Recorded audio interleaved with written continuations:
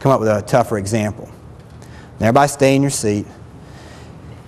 Let's suppose I come up to you and I say something ugly to you about your mother. I'm not going to, but let's suppose I did, okay? Those are fighting words, right? And so a common response could be that you're going to get angry. Nobody talks about my mama, you know, so you may get angry because mamas are a sacred subject. All right, so that'd be a common response. But you know, let's suppose that I say something ugly to you about your mother, but your mother is no longer living. Or you haven't seen your mother in a long time, or you've had a strained relationship with her, and you miss her, or she's in poor health and you worry about maybe what's going to happen.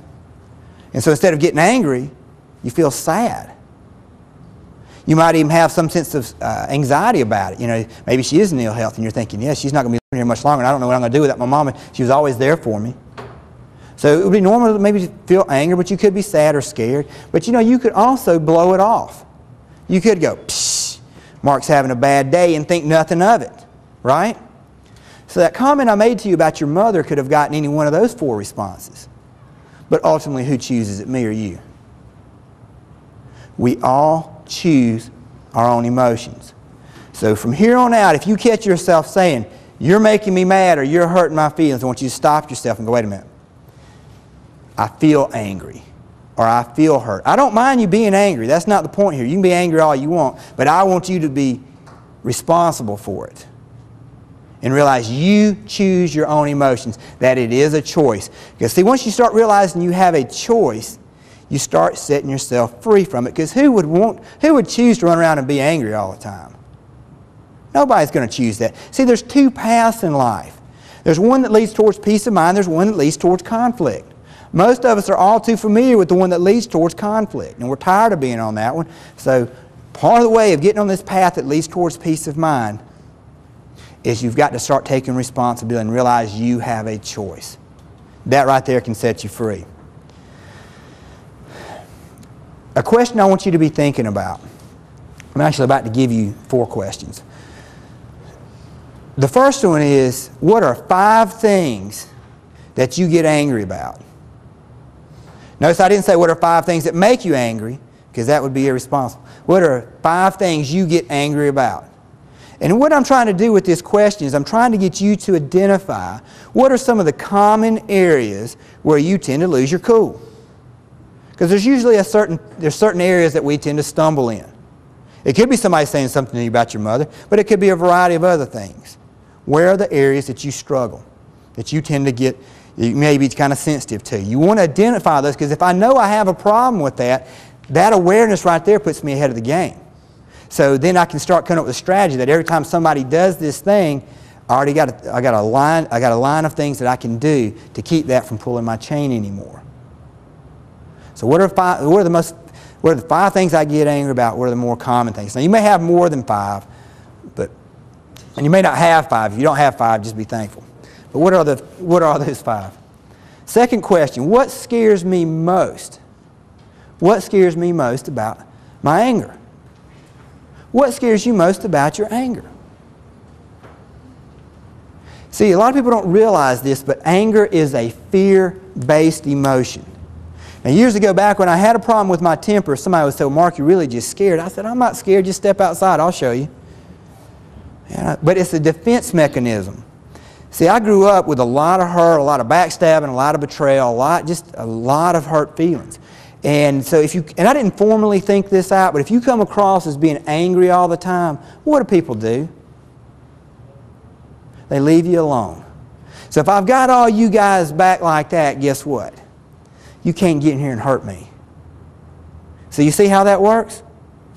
It's a kind of way to protect yourself. But what's the price somebody who lives like that, what's the price they pay for that? They're going to end up alone. They're never going to have any true connectedness with anybody because they've got everybody at a distance. So that wall you think is protecting you is also keeping you from having great relationships. The reason I'm talking about anger being a fear-based emotion, I want you to stop and think about what scares you the most about your anger, is because some people are chronically angry. And they got therapists who are sitting there, talk about things you're angry about, talk about things you're angry about, and they keep talking about them, talking about them, talking about them, but they're not getting any better. If you seem to be in that category, let me show you how to cut to the chase. Start talking about the things you're afraid of. Start talking about your fears. And I know I'm asking you to be vulnerable, but by you doing that, talking with either a therapist or a friend or a pastor or somebody, and you're talking about this, you're going to notice not only does the anger go away, but so does the fear. By pulling that out and talking about it. Most people hate to talk about their fears. I used to hate to talk about my fears, first off, because it reminded me how insecure I was. And plus, if you knew what my fears were, I felt like you had some kind of power over me. But once I started realizing this helps set you free, I'm real quick to admit the things I get afraid of. I get afraid all the time, but I'm not going to let my fears shackle me down because I want to experience unshakable peace of mind. The third question is, how do other people react to your anger? How do other people react to your anger? Whether you're being passive or whether you're being, a more explosive end and just blowing it out. Are you getting the kind of reaction that you want?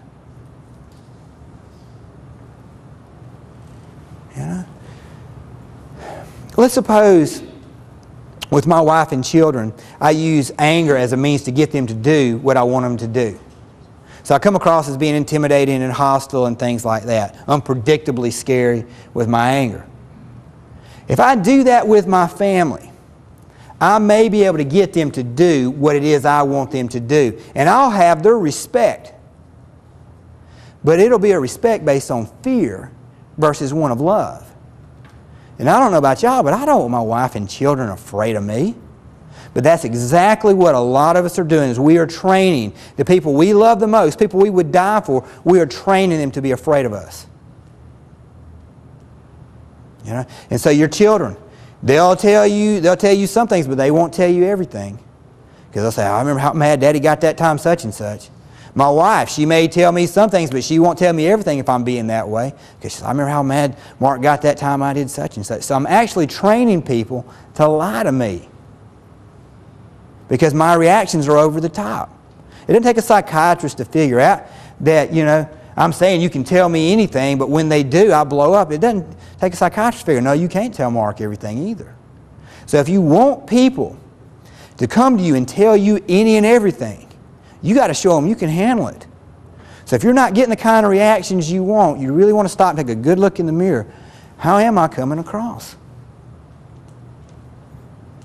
Am I being hostile? A good thing when it comes to communication, do you realize that 55% of a message is nonverbal? It's your tone of voice. It's your body language. It's your body language. That means how you sit, how you stand, how you gesture, the expression on your face. 55% of it is your body language. 38% is your tone of voice.